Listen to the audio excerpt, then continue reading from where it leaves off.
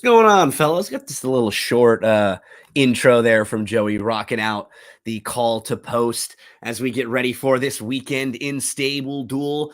And because of crazy weather, it's really going to be this weekend in Gulfstream with myself, with Matt DeSantis, and with the sniper Barry Spears. I sit out here in Southern California. They have canceled racing Friday, Saturday, and Sunday at Santa Anita. It is actually the first time in the history of Los Angeles County that there has been a blizzard warning in LA County, which is just nuts. I don't know if any of you that follow me on social media saw the other day, random day, sun is out, and all of a sudden it just starts hailing like crazy. It was bizarre, and it was 50 degrees too. It really wasn't even that cold, but we have some really interesting weather the next few days. And honestly, we don't have to sugarcoat it. Because of what happened a few years ago with Santa Anita, there was a lot of bad incidents with the weather, the way that the track was playing. They're never going to chance it. I can just tell you right now, if it's ever close between the weather being really wet and if they should run, they're not going to run. Because you know why? If no horses get hurt and nothing bad happens, Matt, then it's a good day for them. They don't need to push it right now, right? So I have no problem with racetracks canceling races, especially a track like Santa Anita that has such a long meet. They have every opportunity to make these races up any other day. So you know what? We'll have some fun playing Gulfstream Park this weekend, and that's totally fine with us. So we will. Yeah, it's okay. And there's bizarre weather around a lot of the country. It is pouring right now in Hot Springs, Arkansas for this weekend at Oak Lawn and the Rebel Stakes. And up here in the Mid-Atlantic, it was 80 degrees yesterday. It is supposed to snow on Saturday. I know our friends up in Massachusetts, Jess Paquette, Sean Patrick Nolan, those guys, they are under the snow up there after it was about 80 degrees the day before. So it is wild weather throughout the country, but glad that things are sunny and 80 degrees down in South Florida. Great weather. And, this is also why the Breeders' Cup, I know it just got announced that it's going to Del Mar. That's why I should go to Gulfstream Park. I like nice weather for big races. Call me a sucker. I completely agree, and it's always sunny with Barry Spears down in Florida. How you doing today, my friend? Barry's at, I was going to say he's had a little connection issue so far. We'll do our best to try to get him in just a moment. So, Maddie, talk to us about our contest options at Gulfstream Park. What we have today. What are the contests that we can dive into? Absolutely. We got two games. We got a $10 entry game. That's a top 10 contest with $1,000 in the pot. You always got to love those contests. Love those top 10s. And then there is a $30 double up. I like it when they do lower dollar double ups. I agree. And it's a great bankroll builder. You got to finish in the top 40%. So get in there, play that $30 double up, and should be a lot of fun. But those are the two at Gulfstream today. And they also have contests at Golden Gate. They have a $25 contest out there and a $5 single entry contest at Tampa on Friday as well. Okay, Maddie. So you have some plays today at Gulfstream in races 5 and 6. I'm going to be looking in races towards the back part of the card, races 6, 8, and 9. I think Barry has some races 4, 5, and 8. Yeah. So let's start with you in the 5th. Yeah. We'll see if we can get Barry back in just a moment and then go back to the 4th with him. Talk to us. Race number 5 at Gulfstream Park. Who are you looking at in this one? Yeah, so race number 5 is a 7 furlong, $20,000 claimer for 4-year-olds and up on the dirt. And this is one where I actually look to the inside. I really like the number 1 horse, Win 99, at 10-1 on the morning line, only going to cost you $1,000 on StableDuel. Here's a couple reasons why I like this horse. I think a very reliable StableDuel play. This horse is 3 for 3 in the money at 7 furlongs. We talk a lot of times how that's a pesky distance, that horses don't always get that 7 furlong distance. They're either maybe milers or they're 6 furlong horses. That 7 furlong is kind of a very, like I said, very shaky distance for some horses. This horse has demonstrated the ability to hit the board there 3 straight times. The other thing I like about this horse is honestly doing a little bit of a class drop. Had been running in optional claiming and starter allowance races, now dropping down into a claiming race. So you're getting a little bit of a class drop. The last time out, I think they just needed to get this horse some run in, and so they ran him on the turf. I don't think they envisioned this horse being a turf horse. They just wanted to keep him active. But that was, so you can just draw a line through that effort. You look at those last, really, all of his other career starts are all really solid efforts.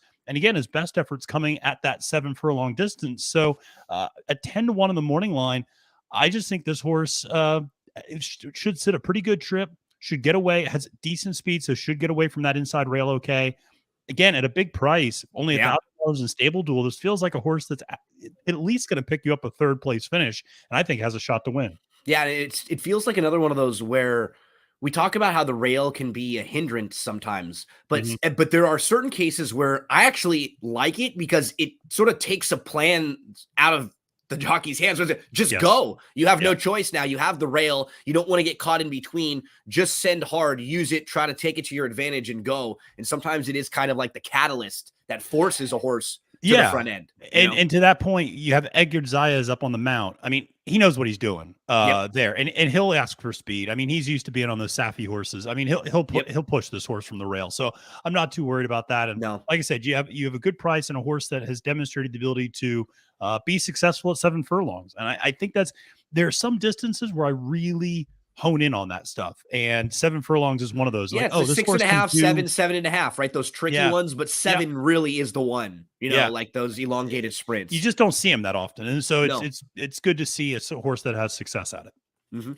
So that is race number 5 today at Gulfstream Park with the 1, and that's a great way to build your stable dual lineup with a horse like this who is 10-1. That will only cost you $1,000. Remember, when we're building our stable dual lineups, we're putting together a format that's a salary cap format.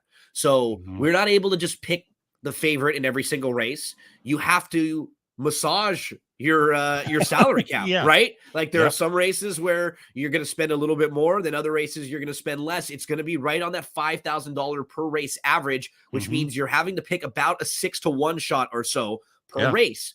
A few races you go 10-1, then you can spend up a little bit more. You just got to go back and forth here, and Matt helps you out right off the bat with a nice 10-1 shot that'll only cost you $1,000 in your stable dual lineup. So Matt, I have one right next door in race number 5, race number 6, and I believe, and so do you. So in the 6th race, we'll go on to the turf course here. Let's see if we like the same one. I'm looking at a horse that is 6-1 on the morning line. We're not on the same one. Cyclone Ranger. That was a good pick. Good pick.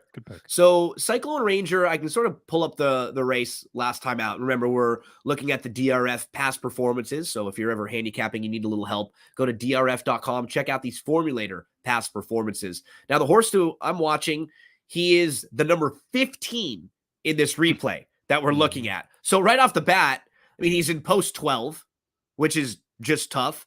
And he is going to be racing at a mile for making his second start, but he just gets hooked really wide. I mean, he really tries to do everything he can in this situation. What else do you want Alvarado to do from where he is? If he goes faster, he's hooked wider. He can't take back anymore because he's hooked wider. He just has to sit mid-pack 3 wide. There's literally no decision he could have made that would have been any different here. And now he's just in trouble. It's not he's just going to be hooked 3 wide all the way around. There's just nowhere for him to kind of tuck in and settle in. And you just know what's going to happen. You end up pressing in a race where look who the winner of this race is. Read on, wire to wire winner. So we've got a horse who's mid-pack, wide, giving up ground, and he's chasing a wire to wire winner. I mean, that's it. That's the race for me. I really don't even mind what happens at the end of the race when they're going 48 and change and this horse is, spotting the field lengths all the way around. I just think it's going to be a much different trip for him because he has post 3 this time. He won't be way out there getting hooked so wide. I'm going to give him another shot in here. Maddie, he's 6-1 on the morning line. I think that's a fair price for him. I think that's right about where he should be coming off that troubled line last time out. Give me Cyclone Ranger. How about for you, buddy? Yeah, so I'm just a few spots down. I'm in the number 7 hole, and I am with the horse My Favorite Topic at 8-1, the number 7 there. And this is a horse, again, feels like a really solid stable duel play. 8-1 on the morning line, only going to cost you $3,000 on stable duel. And quite frankly, this horse just hasn't done anything wrong to this point. 2 career races, both in the money. And what I really like is that this horse stepped up in competition. This horse was running in a maiden claiming 35, first time out, showed some ability. They go back and they push up to a maiden optional claiming 50. And the horse actually, I think, runs a little bit better, Yeah. finishes third by a length that next time out. You saw that debut race produced a next out winner from the horse that won. And I just think this horse has some nice works. I also like the fact they're bringing this horse back pretty quickly. So there was about a little over a month layoff between the first and second start. Now they're coming back on about 2 weeks to run again on this third start. I actually like that. I think it says they see something in this horse. They think they can get this horse a win. So I'm going to use this horse that's really demonstrated some ability in a field where we should mention there's a lot of horses going from synthetic to turf, trying turf for the first time, that sort of thing. I'll use a horse that has demonstrated the ability to hit the board on the turf at this level at 8-1 on the morning line for only $3,000. And if this same exact horse instead of Jeremiah O'Dwyer just had Safety Joseph Jr. up there as a trainer's name, well, I'm saying the same running lines, same figures, the same everything. This horse would be 7-2 and not 8-1 on the morning line. Right. Because there's nothing wrong with this horse's 2 races. Like, he was my second pick in here. And if you're playing like pick 4s or pick 5s, an absolute must use. So yeah, just no knocks whatsoever on my favorite topic, who is 8-1. As some of you have seen, Barry's connection struggling for some reason. He's trying to get in here with us. And hopefully if we can get him in here with the good connection, we'll let him dish out some of his plays for Friday. So that was race number 6 for Friday. I'm going to head to race number 8 and race number 9 real quick for a couple more of my plays. Let's head to race number 8, and we will go to a Florida bred first level allowance race. It's an optional 20 claimer here. And I'm looking at the number 3. There was actually, or the number 8, excuse me. There was actually a little article written about this horse in the DRF. There was a race they were getting ready for that didn't end up going. And the connections seem to think this horse is a little bit better on the grass than some of the running lines might suggest. And I would agree looking at Marissa's Mission. So what's nice about him, he's going to now make his 3rd start off the long layoff. So 3rd off the form cycle. He should be ready for a big effort. And he gets back to turf. This horse is pretty good on both surfaces. He has multiple wins on both the turf and the synthetic. But when you dive into his turf races, his speed figures are a little bit lower, but he actually has some legitimate trouble lines in there. I think 3 of his last turf races are kind of sneaky trouble trips. So I think it's a better than looks turf horse here with Marissa's Mission. He's super consistent. He's super competitive, and he fits really well in here at 5-1. So 5-1, 6,000 in our StableDuel lineup for a horse who I think is going to fire a big one here. Marissa's Mission. And I kept wanting to call it her. Right? I don't know. I did it when I was on my podcast yesterday and I was recording over and over. I kept wanting to say her. There's there's horses just like this that I always do this with. Right. And it's Jackie's Warrior. Always do it. Jackie's Warrior. I do it with, I used to do it with Medina Spirit a lot. I used to want to call Medina Spirit she, and then Sibelius, I always want to call she because of the former Secretary of Health and Human Services, Kathleen Sibelius. And so I always think of her when I think it's the horse and it's a he. And I'm like, damn it, stop naming this horse after a woman. Stop it. I know. So Marissa's Mission there is the play for me in race number 8. I will finish up in race number 9 right next door. And in this one, Maddie, we're going on the synthetic. And we have a 12,500 claiming race for synthetic runners. Scratch the 2. I like the number 3 in here, Prussian Blue. Yeah. So again, we talk about horses like this where you can go race by race and everything makes sense. Yep. So they debut this one on the dirt at Gulfstream Park. First time out, just doesn't fire on the dirt. But then comes back in the second start and she stretches out and she goes to the synthetic and she wins even with trouble. She's 18-1, legitimate trouble. She wins on the synthetic against maiden 16 claimers, and she actually beats the horse who comes back to win their next start. So checks a lot of boxes in her maiden win. Unfortunately, following that maiden win, she's off for a couple months. When she shows back up, she's a little bit fresh, so she ends up going to the front. There's not a whole lot of speed in that race on December 30th. She runs fine. She flashes speed that day. She kind of battles on the front end, and then she fades in a race she probably needs off a couple-month layoff. And then following that, they stepped her up and tried the turf. And she was just in a little bit too tough. She was 50-1 that day, It was her first start on the turf. Doesn't like the turf. That's fine. Let's put a line right through it. What do we know that she does like? Going long on the synthetic. What are we doing here? Going long on the synthetic. She's shown some versatility. She's shown the ability to sit close if they're not going that fast, but we know that she can pass horses and close. So I just key off those 2 synthetic races. There's also a couple scratches in here now with Open Carry and with Kabar Sewell. So that morning line of 8-1 will probably be more like 4 or 5-1, which I thought is where she probably fit anyways. But I like Prussian Blue in here, Maddie, at 8-1 because she's only going to cost us 3,000 in our StableDuel lineup. Yeah, that's a really nice play, and we talk a lot about obviously going race by race, but also in the synthetic. That synthetic form holds up. Like if you see a horse that runs well in synthetic, it's going to continue to run well. I spoke with Josh Rodriguez yesterday from On the Wrong Lead. those guys do a really good job, and it's, you know what? Sometimes we say things that are like simple and they're very like I guess like a square way of thinking about like a handicapping, but like we just need to remind ourselves that sometimes, because Josh was saying, sometimes we get a little bit too caught up in, a turf horse can be on the synthetic. Those are 3 different surfaces: turf, dirt, synthetic. Some horses just don't like that. It's not always the transition from turf immediately to synthetic. And if you have form for those horses, use it. Don't just say, turf, synthetic, they'll be fine. Especially now at Gulfstream Park, where we see these horses running on that surface a little bit more. And to that extent, I would argue that I think we also need to treat synthetic the way we treat turf in terms of different tracks. Yep, different synthetics and different tracks. Absolutely. Gulfstream Park, Presque Island, Turfway Park, Gulfstream Park. They all have different synthetics. We do that with turf all the time. We go, well, I don't know how they're going to handle the short turf at Gulfstream Park versus Colonial versus Saratoga versus Kentucky Downs versus the West Coast turf. And so we do that all the time with that surface. I don't know why we don't do it more with the synthetic surface. So you don't see that discussion a little bit more. But I like the selection of the 3 a lot in this race. I've heard people say things like study wrong, study long, or too much information, stuff like that. Yeah. And maybe that is for some people.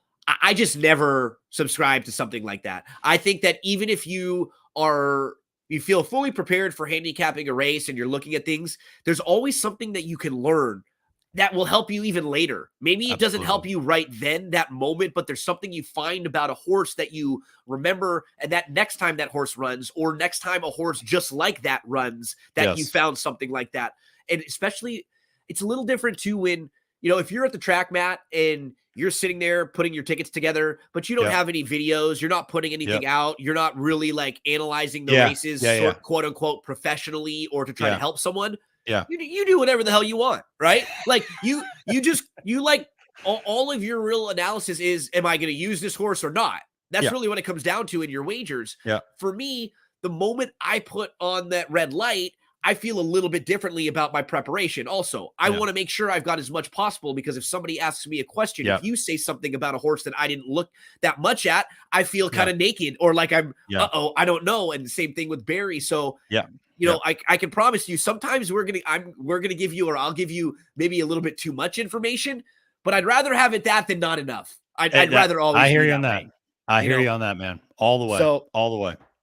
Let's flip the page to Saturday. Unfortunately, as all of you can see, Barry's had some issues with his connection. If we can get him back in here, we will try to do so. If not, appreciate you trying hard, Barry. We saw you trying to get in here 3 or 4 different times, and sometimes those damn technology just does not want to cooperate with us.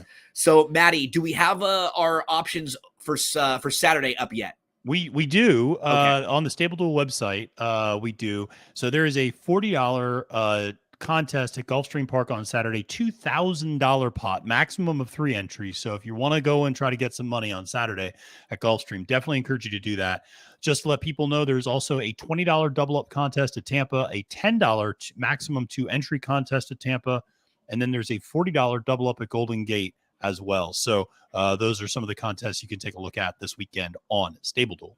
Okay, so let's see, Maddie, at Gulfstream on Saturday, I'm all towards the back half. All right. I'm in like the late pick 5, basically. So you can start us out because you are in race 4, and then we'll bounce to the race later 3. part. Oh, Yeah, you're in race race three. three. Race three. Yep. Okay, talk to us about this third race. We've got Yeah. what first level allowance for Florida Reds? Yeah. So it's a $20,000 optional claimer for Florida breds going 7 furlongs, 4 years and old and up on the dirt. And it's funny. These 7 furlong races, I keep picking the inside rail. I'm on the number 1 horse, Song Runner, at 8-1 in the morning line. And quite frankly, it's funny what you mentioned just a second ago about my other selection in the 7 furlong race. The, Similar. the draw rail makes this so easy for Sonny Yeah. Leone. Yep. Just go. Because here's Yep. the thing. There's no other speed in this race. No. The 6 has a little bit of speed, but is not a need to lead type of horse and is probably not going to press that hard. Yeah. There's nobody else with speed. So this race is really simple. Just send from the rail. And guess what? The one time this horse had that trip, won by 8 lengths at 7 furlongs. Yeah. So, and ran a banger of a race. Last time out, first time against winners, had a little bit of trouble at the start, ended up having to chase. It just, it was a rough race. First time against winners is always sometimes tough. One of my favorite angles actually is usually playing second time against winners, because usually there's that acclimation period the first time around. And now second time they get their feet wet and they get a little bit more used to it. Again, this horse has demonstrated the ability to win at 7 furlongs. From a pace standpoint, this race should set up perfectly. I love the fact that Sonny Leone has been on this horse several times before and has been aggressive on this horse several times before. So I know what he knows the horse can do, and I know that he knows kind of what the situation is going to be from starting at the inside post. So I'm going to use Song Runner at 8-1 in my StableDuel lineup.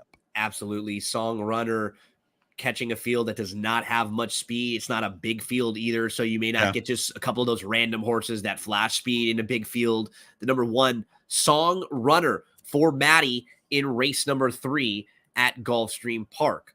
So Gulfstream Park, you've got a couple in race number 5 that you want to take a look at also, Matt. Yeah, so race number 5 is a 1.16 miles on the turf, $35,000 claimer for 4-year-olds and up. And there are a couple of horses that I'm interested in here. So I'll start with the number 4, Amazing Queen, at 8-1 on the morning line. This horse is going to cost you $3,000. This is just for a really hot barn, and William Theranos, who's winning 26% out this championship meet. Obviously, you pick up Edgar Zayas on the mount. I always trust. Third back in the form cycle, I think this horse also has finally gotten used to the Gulfstream Park turf again. One of the things, those Woodbine shippers, a lot of times I like to give them a few races to get acclimated to South Florida, to get acclimated to the new surroundings. The first time out, the turf race was taken onto the Tapeta. Second time back now at this level, you saw a $35,000 claimer. The horse runs a really nice second place effort. So coming back in this similar spot, going 1.16 miles, I think the running style fits that extra half furlong well. And I just think, like I said, third back on the form cycle, you're going to see the best effort from this horse. This horse's turf numbers, when you dissect them out, are actually pretty good and comparable to the rest of the field. 8-1, like I said, only going to cost you $3,000 for your stable. Amazing Queen there. So another nice price in race number 5 at Gulfstream Park on Saturday. So you've got another one in here. Too, right? Yeah, there's one other one. I wish I liked the number 10 more. I just want to shout out the 10 because I just feel like the post position is not going to do this horse any favors. Yeah, I think it's going to be a little bit like that horse you mentioned in the last race on Friday, who was breaking from post position 15. I just don't know. This horse doesn't have great tactical speed, so I think he's just going to sit, or she's going to sit like a 3-wide, 4-wide trip. And it's too bad because there's a lot to like about this horse. But I think the post position is just going to crush her. I wouldn't hate people if they used her. I mean, she's 8-1 on the morning line, only going to cost you $3,000. But she's a horse. I can't. Yeah, she's a horse who I would have less of a problem throwing into a pick 4 or a pick 5 than in StableDuel, because, like you're saying, there might be a situation where she does get caught wide, and then you're just like, she backs up and loses you points. But if you're in StableDuel and you throw her in at 8-1, and it's or in a pick 4, and it's going to be like $8 or $10 more on your pick 4 to use her, well, then it's worth it if she wins. Absolutely. So I can see it for you too with her. But just the post might be a little tough for Spider Bell. As we continue rolling along, let's go to race number 8 is where I'll head next. This is a horse who actually gave out on this show last time All right. Maybe not like a few weeks ago, but the last time this horse ran. And we end up doing this a lot of times as horse players. And it means that people will say, oh, well, it was only because you bet that horse last time. Well, yeah.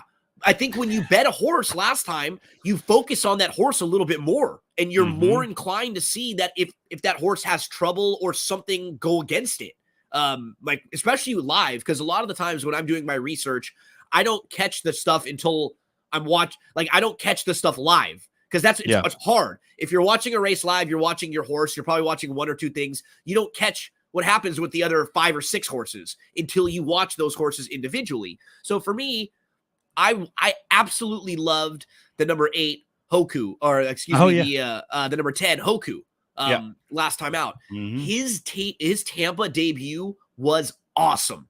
It was he earned a really nice speed figure in doing so. Going long first time out of the box, which is not easy. He drew post 10 and he just crushed a field. Super impressive. And they thought so much of that race that they come over from Tampa to Gulfstream. They step the horse up in a first level allowance and they take a shot. The only problem was it was going 1.5 miles, honestly. And in like the way the race shaped up, he just gets a good start and he finds himself on the lead. And I think he just got a little bit lost out there after his first race was a totally different type of trip. He was mid-pack. He waited, they pressed the button, and he went. And now he's going longer. He's on the front end. He's facing tougher company. Some horses run well that way. Others don't. I love the cutback for him now, and I think we're just going to get a trip that's a lot more similar to what we got in that first race with Hoku. So I'm all over this one. He's 8-1 on the morning line. That will only cost you $3,000 in your StableDuel lineup. And I'm just going to put a line through that last race and hope we can get back to what we saw in the debut. Yeah. Yeah, no, I hear you. And it's funny, Hoku, I remember Pete Aiello gave this horse a shout out like right before they were entering this horse into the gate. And it even referenced how good this horse looked at Tampa. Yeah. And then you're right. I just remember watching that race and being like, oh crap, he ended up on the lead. Like that's not where this horse wants to be at all. No. And what are you supposed to do? Like I would much rather be on the lead than not, right? When if you're a jockey and you turn around and no one else is there, like what are you going to do? You got to go on with it, right? You're not going to strangle all the way back. But I just wish we would have seen this horse sit a little bit more mid-pack, and I think that's what we're going to get today. Barry, my man, how we doing? I know you've been working out the connection stuff, but you it's crazy. And you crazy. So but we're good now. Yeah, we're good. Well, while we're on Saturday, let's go back in time a little bit. You've got one in race number 4 on Saturday that you want to talk to us about. So let's talk about your play in the 4th race, Barry. Yeah, the 4th race, it's a lower level. Lower level synthetic. Yeah. This is your bread and butter. Lower level synthetic. And I ended up on number 4, Katie's Dream Girl. I just think this horse has some things to go back to, and the slight drop in class will probably make all the difference. This horse ran good on the synthetic back in April 16th to be exact. That race in particular probably fits right in with these as a bunch of others at higher levels. So this drop down to 8,000 makes a lot of sense. Yeah. There's enough speed in here for this horse to sit a good trip. So I think at 8-1, I got to go with Katie's Dream Girl. Katie's Dream Girl, for the owners, the apple of her eye, LLC, which I really love, and she's a daughter of Richie's Dream Girl. So they've got some good names here and some good ownership stuff with the pedigree. Katie's Dream Girl. Let's see if she's Barry's Dream Girl on Saturday. She might be. I was gonna say if she's 8 or 10-1, your wife won't mind if she's your dream girl for that Saturday, because it'll be a nice night for the whole family. Exactly. So that's race number 4, Barry. You've got one more in the 7th that we've already passed by. So let's hear you talk about race number 7 at Gulfstream. This is a 7 furlong race on the dirt. Yep, another sort of lower level claiming event, but I threw one downfield. I'm going with number 7, Jairo, at 15-1. Nice. I think this horse is just going to have a good trip based on all the speed being inside of him. The races that this horse has going longer and in a different spot, honestly, because those races were open 62.5s. off the claim. Safi does really well with these kind of runners. Yep. Claim them from a little bit lower level, stepping them up slightly. This horse Protects doesn't them. really, right, exactly. And this horse isn't really off, speed figure wise or anything else with the rest of these horses. Attracts his top guy. So, there's got to be a lot of upside here in a small Yeah. field. 15-1 seems a little bit high. So I agree. I think this horse will give a good showing and probably get bet down probably half that. Yeah, and the winner, I was going to say, win or lose, this horse probably should be 8-1. Right. Right. Yes. And that would still probably even represent a little bit of value. So these are some of those situations where we play the races sometimes and people get way caught up at winning and losing, right? It's, oh yeah, we all want to win. I don't want to lose. Well, sure. But approach is so much more important than like winning and losing in the long term. Like you just look at a horse like this. And if you are playing horses like this that are undervalued, you're going to be better in the long run. If you're playing horses that are overvalued, it does not matter if they win 50% of the time. You're not going to win. You're not going to win money long term. So it's all about your approach. Some days you're going to go 0-4, but you look back and you go, all 5 horses were all 5 prices that I wanted. I played them all right. You know what? I'm washing my hands. And then tomorrow I'm going to get 1 or 2 and I'm going to be right back on par. That's how you have to look at it. And, you bring up a great point because I think a lot of horse players really get lost in that.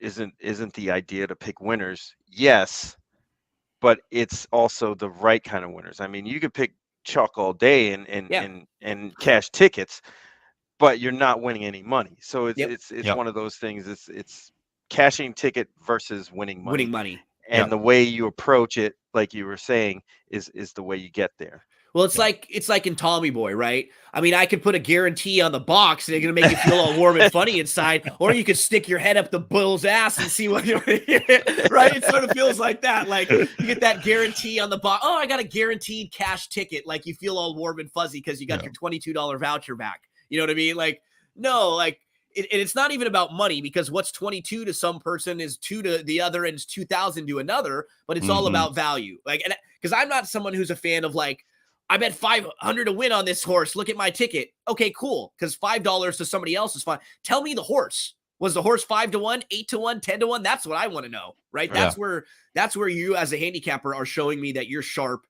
and that you know what you're talking about, not how much money you can spend. Any one of us can go get a loan and put 5,000 on a horse, right? Like, what does that show you? You know, just show me the 5-1, 8-1, 10-1. Okay, I'll get off my my high horse and my preaching rock as we continue along through Saturday Gulfstream Park. Let's get up to race number 9 here.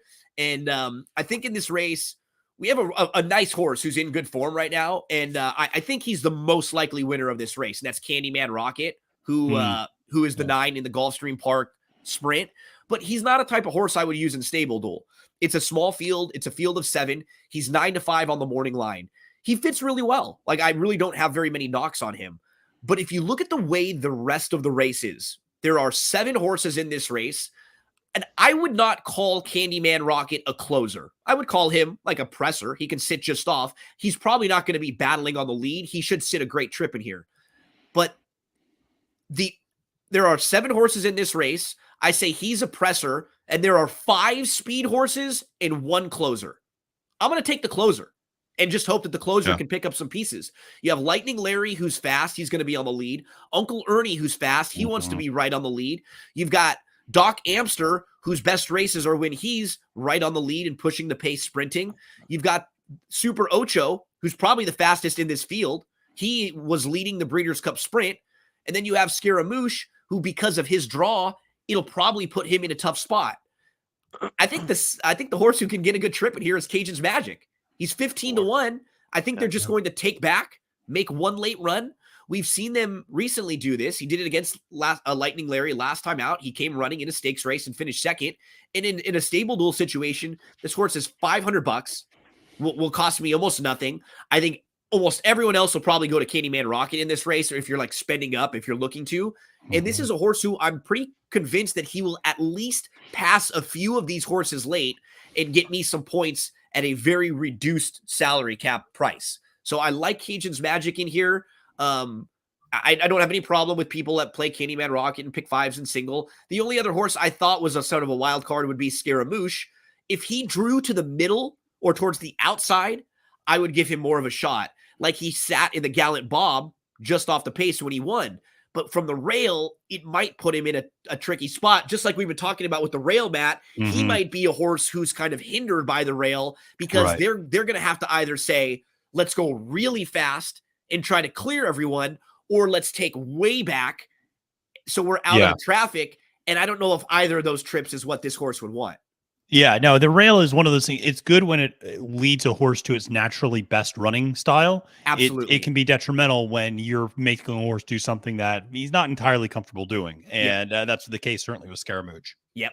So wouldn't have an issue if you wanted to throw that one in a pick 4 or 5. But for me in StableDuel, it's Cajun's Magic. Second start off the long layoff. You can eliminate this race in the big drama coming off of that was the race that sent him to a long layoff. And then look at the 2 races before that.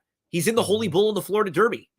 He's losing to White Abario, Simplification, Mo Donegal, and Charge It. And I mean, just no knocks on a lot of those races from Cajun's Magic. Big price. You know, this horse has a feel of almost like a lone closer in this race. Exactly. And you point those out. You had another one of these 2 weeks ago that was almost exactly like this, when you can just see the race and that's the only horse you at least know they're going to pass a few in here. Yeah, absolutely. And it's not like he's been keeping bad company either. No. Right. And these favorites in this race, or the horses that are going to get bet, are not trustworthy at all. So, you know, I think the 4 is a really good play. I almost gave this one out as a play, but I was really kind of a question mark with Scaramouche because that horse has a lot of talent. He does. And can win. It's just about working out a trip. Absolutely. But the thing is that I know already that Cajun's Magic is going to be a longer price. So that's really the difference there. Okay, so that's a look at race number 9. We continue on at Gulfstream Park. Let's go to race number 10, fellas. Come with me, and you'll be in a world of pure imagination. It's time for Wonka, baby. That's my play in race number 10. Really? Oh, I love me some Wonka. I like Wonka, but my life would be anything. Sandbagging. Grandpa Joe sandbagging everybody. That Grandpa Joe meme, that is so great. Just going off on sitting in his bed, Grandpa Joe, and then he gets up and he's there. I love when people take a shot at Grandpa Joe. It's just fantastic. Love it. And I was joking with Josh Rodriguez yesterday when we talked about this race. So for me, no joke, Willy Wonka and the Chocolate Factory. My mom would tell you that was on my list of like 3 movies as a kid that I would just not stop watching. It was funny. You could always tell how much I liked a movie based on how damaged the VHS case was, right? So like that poor Willy Wonka movie, that VHS case was like a thread. Holding on by just hanging on. There was like nothing left. It was just like debris. A blanket. It's not even a sleeve. Ripped. Oh, I know. It was ripped. And I would watch that movie. It would stop and I would just rewind that thing and start it right back over again. And you know what's funny? When you watch it now, it's a little creepy. It is. It's scary. If you were a little kid watching that for the first time, it's a little scary. Like Wilder, there's so many times where I'm like, God, could he be any scarier right now? He's like touching or saying something goofy. It's like, well, this is uncomfortable. This wouldn't hold up. This wouldn't hold up today. Nonetheless, my tangent gets me to Wonka because I like this runner in here. And I think Wonka is another one that is a lightly raced filly that you can just go race by race and everything makes sense for her. So in her debut, she's a runner-up. She comes right back in her second start and wins. And they think enough of her in her third start to try Graded Stakes Company. She runs really well. She's only beaten the length against a Grade 3 company back in May of last year. Then she's off for a couple months. She shows up at Saratoga. She does not run poorly at all in the risk averse in a race that came back very live. The winner of that race, Gina Romantica, she's a Grade 1 winner. She won the QE2 Cup. The runner-up in that race came back to win a Grade 3, the Pebbles, Faith in Humanity. We also had, towards the bottom of this race, Republique, who came back to win a race their next time out, and Missy Greer. We had 4 next out winners in that race. 2 graded stakes winners and a grade 1 winner coming out of there. Strong race. So let's go back to the form a little bit more as we see Wonka go on October the 14th in a race that gets taken off the turf. Easy toss, right? Let's just put a line right through it. She doesn't fire that day. That's fine. They come back on December the 4th. Guys, she has legitimate trouble that day on December the 4th. She is just kind of stuck. She's got a bad spot. I mean, she draws towards the outside. She's in post 10, and she just never has an opportunity. She's trying to go. She's going to be very wide, so they have to take her back. And it was almost the exact same trip, Matt, that we were looking at with that 15 before. Yeah. She just gets caught wide. She tries to move to the inside with momentum. She gets shut off along the rail, and then she has to take up and lose all momentum. I actually want to pull that up because it was pretty like one of those like whoa kind of trips that you see. So she's the 10 in here, Wonka, and we'll watch. So going into the first turn, she's unfortunately wide because that's where you're going to be. And let's watch Wonka when she dives back down to the rail.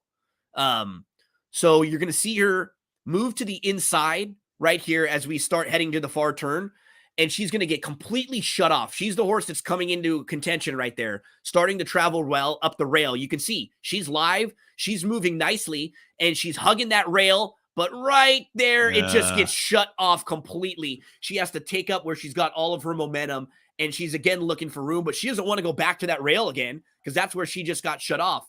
So no chance really there because right when she was starting to get moving, completely shut off.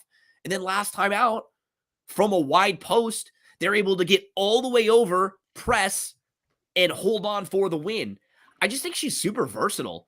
She's shown me a lot of different things. And if I get a chance to sing Willy Wonka, and pure imagination, I'm going to take it, fellas. So give me Wonka here in race number 10 at Gulfstream Park. I believe you both have one here, right? I'm in 12. I know Barry's in 10. So Barry, you've got one here. Oh, okay, yeah. Barry. Oh, yeah. We're going right next door. Making my move. Oh, okay. Nice. Talk to us about the and if I'm playing a pick 5, I'm absolutely using Making My Move. Yeah. I'm just wondering why they haven't at least tried to go along with this horse. That's my only question mark here. Not saying that this horse is like a marathon type, but a mile, I think this is well within this horse's scope. I mean, she won back in July, going 7 at Belmont, which is, not a strange layout, but it's a bigger layout. So it's kinder to certain kinds of trips. I think Making My Move might end up on the lead by herself. I agree. If that happens, she's going to be tough because, you have these question marks in horses like Spanish Baroque and you have the two Chad Browns, right? The 7 the and the 11. Chili Flag, yeah. The 11 has not run since she was a 2-year-old. She was in November of 2021, and if you look at her work pattern, you could tell they have had some issues with her just trying to get her to the races. She started working back in July. She worked 3 times. She worked twice. Then she had 3 weeks off. She worked August through September, through October, into November. Then she had another month off, right? They've had a tough time with her. She's a total wild card in here. I have no idea what to do with her. Right, exactly. And in the times that she did run, they weren't all that great. She's going to need to improve a ton off the long layoff from a tough post in this race to win. But she's going to get bet just based absolutely. on connections alone. And that's why I'm just against that horse. Same thing with Chili Flag. I just can't see it. I mean, the horse has every right to win here, but usually, especially with the horses coming from France, they like it a little bit softer. And this course seems to be hard and fast, which favors my horse, the 4 Making My Move. Hopefully this horse gets the lead and can back him up a little bit. And I think that's definitely possible in a race like this. The only other horse that might have shown speed was the horse. I think it was the one. Love in the Air. Yes. Yeah. Yeah. And that one will be forwardly placed, but they're not nearly I don't think they want the lead. Fast. Well, look at, for example, look at the fractions of the races if we're just comparing them. The race that your horse comes out of, Barry, they went sub 21 to the first quarter. Right. And this horse was just a length off. And even when she won, she was going 22 and change when she's right on the front end. And the horse to the outside, when they're close to it, we're talking like 24, like sub 24. She gets away with a 24. She might be, tough as nails here. Right. Absolutely. That's the number 4, making my move for Barry the Sniper. So let's finish things up, fellas. Matt, you've got the 12th race to discuss, right? Yep. I can also mention one there. And Barry, do you have any? You didn't have anything in the 11th, right? No, sir. Okay, so let's finish up in race number 12. Matty, take it away, my friend. You were looking at a couple in here, right?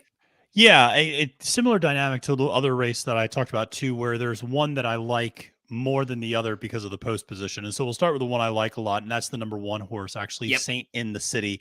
6 to 1 on the morning line for trainer Bill Mott. This horse is coming out of a super live maiden special weight race in which those over the summer at Saratoga faced a horse named Blazing Sevens, who we're going to see next weekend at the Fountain of Youth, and is just by the way the Grade 1 Champagne winner.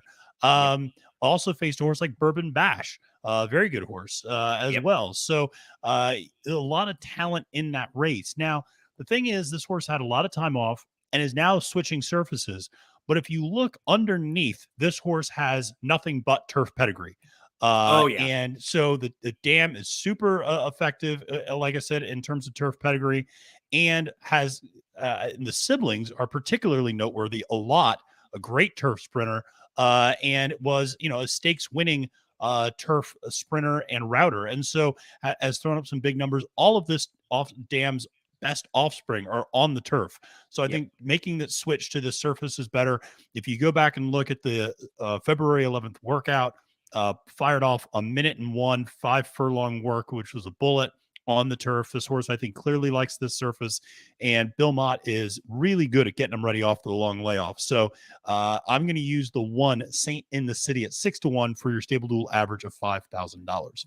Matt, I was also using the 1 Saint in the City as a play too. So we were on the same one here. Yep. If you are playing any type of exotics though, big shout out to Inoptho says hello. Thanks so much for hanging out with us today. If you are looking at this race and playing this race, the way that I saw it, the 8 Carl Spackler is going to take a lot of the money. If you played this poor horse last time out, I just want to say I'm sorry. This was one of the worst beats I remember seeing. This so bad. This horse did everything but win that race and really, really should have won. So I mean, I understand it's tough to look past a horse like this in this type of a race. But Matt mentioned the one who I agree with everything Matt said. It feels like a horse who's just going to be a lot better first time on the turf.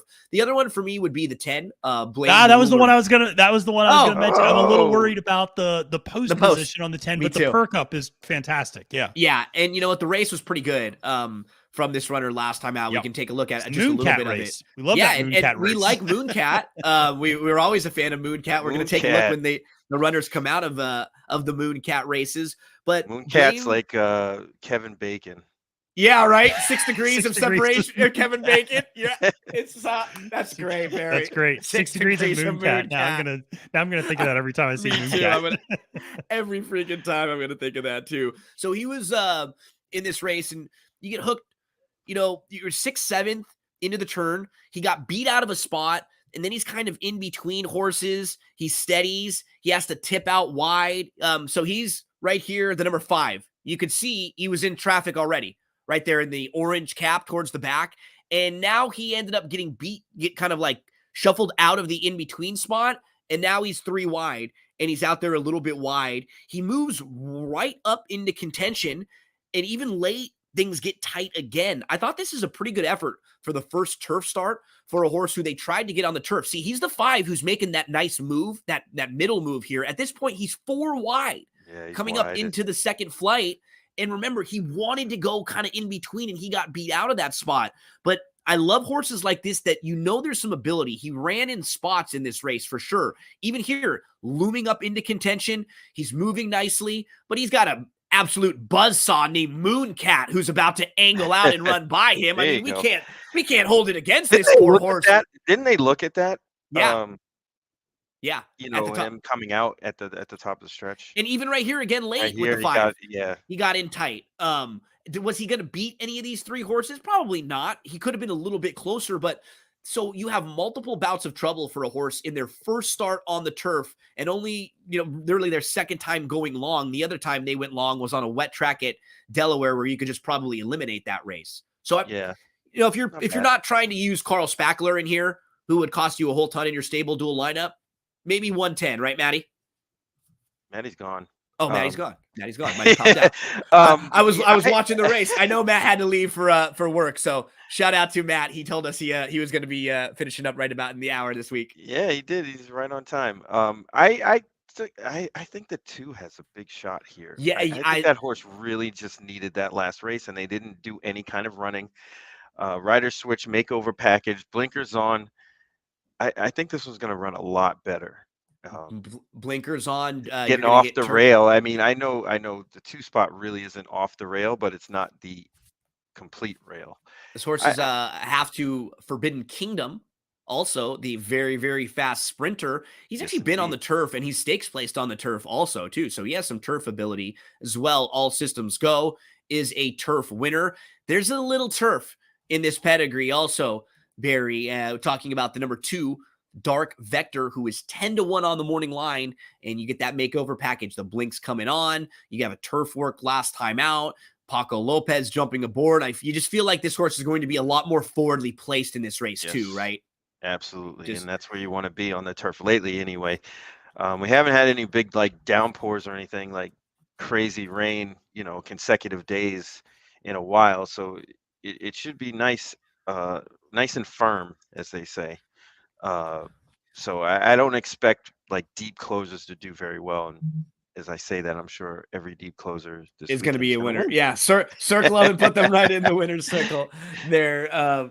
Barry, my man, really appreciate it. We could tell you were having some tough connection problems early on, but you kept working through it, and you were able to come and help us out and give us your Saturday Gulfstream Park plays. It feels so weird. We are so consistent with this show. I mean, even thinking about last year, we probably only missed 3 or 4 days throughout the year. Yeah. It feels so weird when I don't talk to you and Matt on that Friday. It feels like I haven't talked to you guys in a year. Months. It does, because it's such a routine for me now. So love starting out my Friday mornings talking to a couple of my best buds. If you can work your life out to where you get to talk with your good friends about some of your hobbies and the things that you really like, do that. Do it. Just do it over and over. That's what life is all about. Try to find the people that you enjoy talking with. Spend as much time with them as possible. They help you have fun. They help you learn. I'm very lucky to have a good friend like the sniper, Barry Spears, and like Matt DeSantis. We will hang out with you every Friday morning at 10 o'clock a.m. Eastern time. And next week, Barry,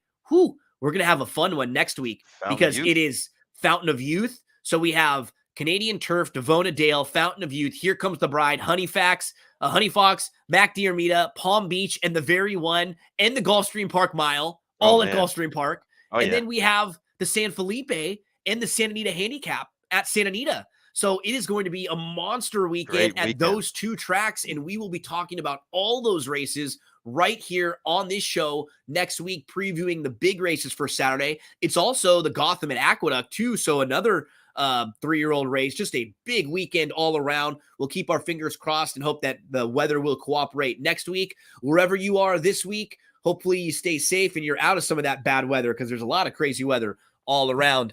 Barry, my friend, I hope you have a fantastic Friday. Good luck in all your plays this weekend. Thanks so much, everyone, for hanging out with us. Remember, head to StableDuel, download that app. It is totally free, and get those entries in and play, race, win. We started out with the call to post. Let's finish up with the StableDuel theme song. Better, you want to spread your pony, not